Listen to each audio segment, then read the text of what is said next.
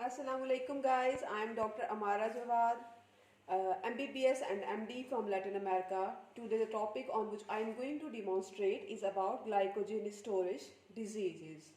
Glycogen storage diseases resulting in abnormal glycogen metabolism and an accumulation of glycogen within cells. इसमें होता क्या है कि आपके पास ग्लाइकोजन का मेटाबॉलिज्म सारा का सारा एबनॉर्मल हो जाता है, जिसके नतीजे में आपके पास ज़्यादा से ज़्यादा मकदार में जितनी भी ग्लाइकोजन होती है वो सेल्स के अंदर अक्यूमुलेट होना शुरू हो जाती है। जिन डिजीज़ के बारे में अभी हम पढ़ेंगे ग्लाइकोजन स्टोरेज डिजीज़, वो उनको हमने 6 तरह से यहाँ पे 6 तरीके से हमने जो इसको कैटेगराइज कर लिया है।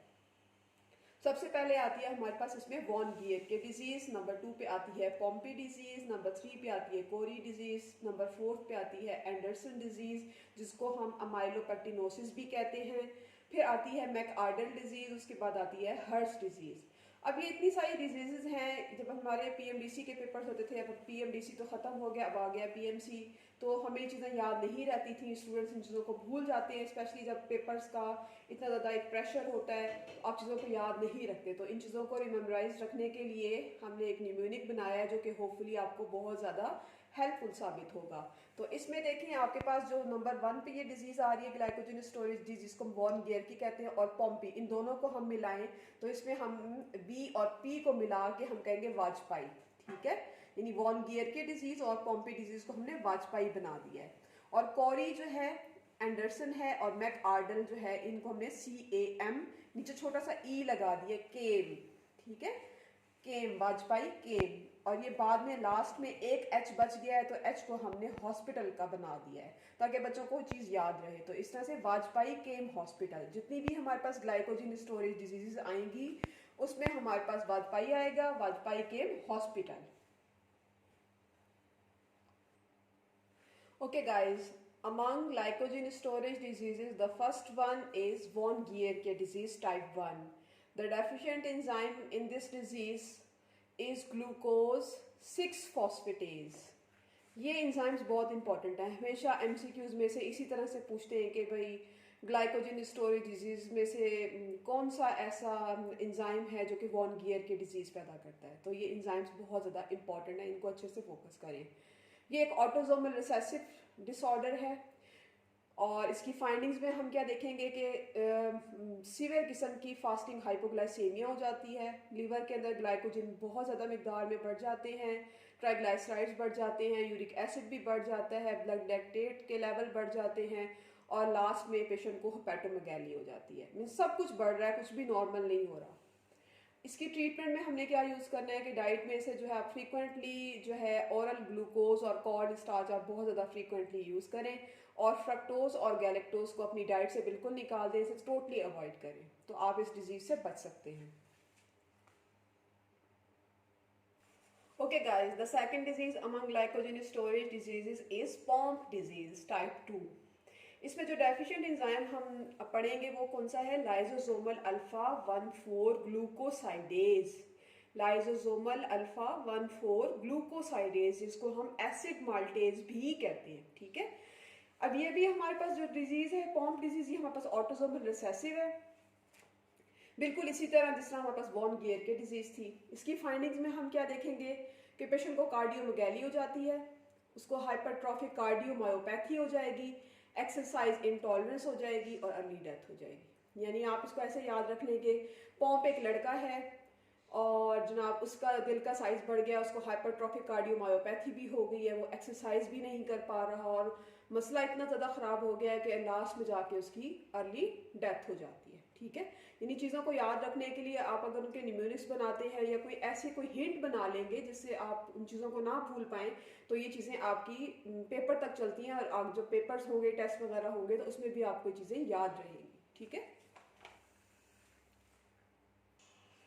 okay guys, the third one disease among glycogen storage diseases is Kori disease type 3.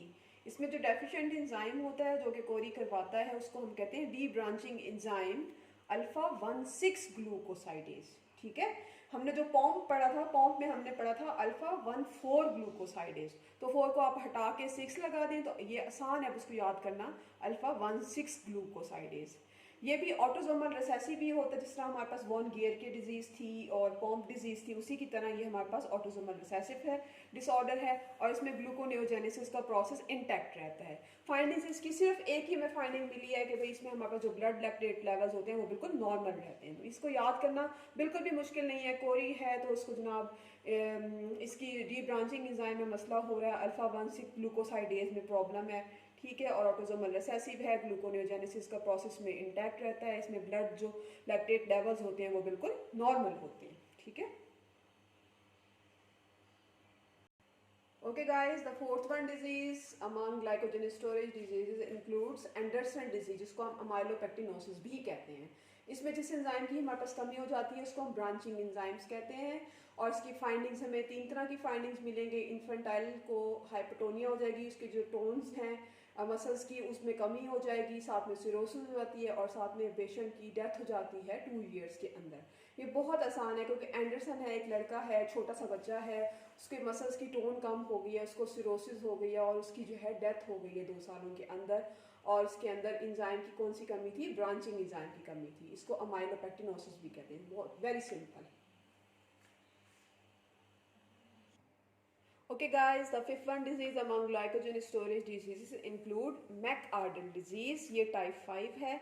Mac, इसके नाम के आगे देखें कैपिटल में एम आ रहा है, यहाँ इसके सारे मसल्स इस बंदे में जो है वो मसल्स के मसले होंगे। एम से इसको याद रखिएगा, एम एंड एम, ठीक है, मसल्स के मसले। अच्छा जी, इसके अंदर जो डेफिशिएंट इंजाइम हमें मिलता है वही मसल का प्रॉब्लम है, तो इंजाइम भी मसल से रिलेटेड होगा, ठीक है। Skeletal muscle glycogen phosphorylase, in other words we can say myophosphorylase, ठीक है। जो डेफिशिएंट इंजाइम होता है उसको हम क्या कहते हैं? मायोफॉस्फोराइलेज। अब ये भी हमारे पास एक ऑटोजोमल रिसेसिव डिसऑर्डर है, बाकी ग्लाइकोजन डिजीजेस की तरह ही इसमें भी ऑटोजोमल रिसेसिव डिसऑर्डर हो जाता है, लेकिन इसमें हमारे पास जो ब्लड ग्लूकोज लेवल्स होते हैं वो टिपिकली बिल्कुल अनअफेक्टेड रहते हैं, इन पे कोई भी फर्क नहीं पड़ता। अब इसकी फाइंडिंग्स में क्या होगा कि इंक्रीज हो जाती है ग्लाइकोजन इन मसल, जिसकी वजह से पेनफुल मसल क्रैम्प्स होना शुरू हो जाते हैं, ठीक है। मसल्स के अंदर जब ग्लाइकोजन बहुत ज़्यादा मिकदार में बढ़ जाएगी तो क्रैम्पिंग शुरू हो जाएगी, मसल में बहुत ज़्यादा दर्द होगा, ठीक है। रेड कलर का यूरिन आना शुरू हो जाएगा, जिसको हम मायोग्लोबिनूरिया कहते हैं। जब हम बहुत ज़्यादा स्ट्रेनस किस्म की या फिर बहुत ज़्यादा सख्त किस्म की हैवी एक्सरसाइजेस करते हैं, ठीक है, तो उसकी वजह से मायोग्लोबिनूरिया हो जाएगा। थर्ड वन में इसमें बताया गया है कि हमारे पास में अरिथमिया हो जाती है। अरिथमिया इसलिए होती है कि इसमें आपके पास इलेक्ट्रोलाइट जितनी भी एबनॉर्मेलिटीज़ हो जाएं तो उसके डिसइक्विलिब्रियम की वजह से हमारे पास अरिथमियाज दिखाई देती हैं। अब इसकी मैक-आर्डल की डिजीज़ की जो ट्रीटमेंट है, ट्रीटमेंट में उन्होंने बताया कि हमारे पास आप जब इसको ट्रीट करते हैं विटामिन B6 के साथ तो ये डिजीज़ जो होती है इसकी इसमें पेशेंट के ठीक होने के चांसेस बढ़ जाते हैं, ठीक है। मैक-आर्डल में कुछ भी नहीं है, बहुत सिंपल है, सारे मसले मसल्स के हैं, ठीक है। एम से याद रखिएगा, बस आपने एम को नहीं भूलना, एम मसल, ठीक है। मसल के मसले, पेनफुल मसल क्रैम्प्स हो गए, मायोग्लोबिनूरिया हो गई, देखिए इसके अंदर भी सबसे पहले एम आ रहा है, ठीक है। फिर उसके बाद अरिथमियाज होना शुरू हो जाएंगी, ठीक है। और इसका जो डेफिशिएंट एंजाइम है वो भी मसल से ही रिलेटेड है, मायोफॉस्फोराइलेज है, और उसको हम ट्रीट करेंगे विटामिन B6 के साथ, ठीक है। ओके जी, अब हमारे पास ग्लाइकोजन स्टोरेज डिजीज में last but not the least आ रही है हर्ट्स डिजीज, ठीक है। ये टाइप 6 है। इसमें जो हमारे पास डेफिशिएंट एंजाइम होता है उसको हम कहते हैं फॉस्फोग्लूकोम्यूटेज, जो कि कहाँ पे होता है? लिवर में पाया जाता है, ठीक है, फॉस्फोग्लूकोम्यूटेज। इसकी फाइंडिंग्स बहुत आसान है।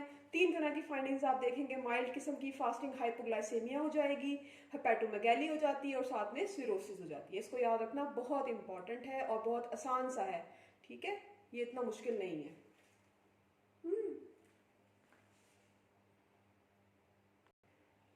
Okay guys, let's summarise the whole topic. Glycogen storage diseases हमने पढ़ी हैं जनाब, इसकी 6 टाइप्स पढ़ी, ठीक है।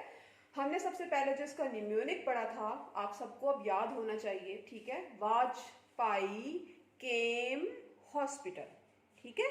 वन गियर के पोम्पी दोनों को मिलाया वाजपाई बन गया, और कॉरी एंडरसन मैक-आर्डल को हमने मिलाया तो केम बन गया, और एच को हर्ट्स को हमने हॉस्पिटल करार दे दिया, ठीक है।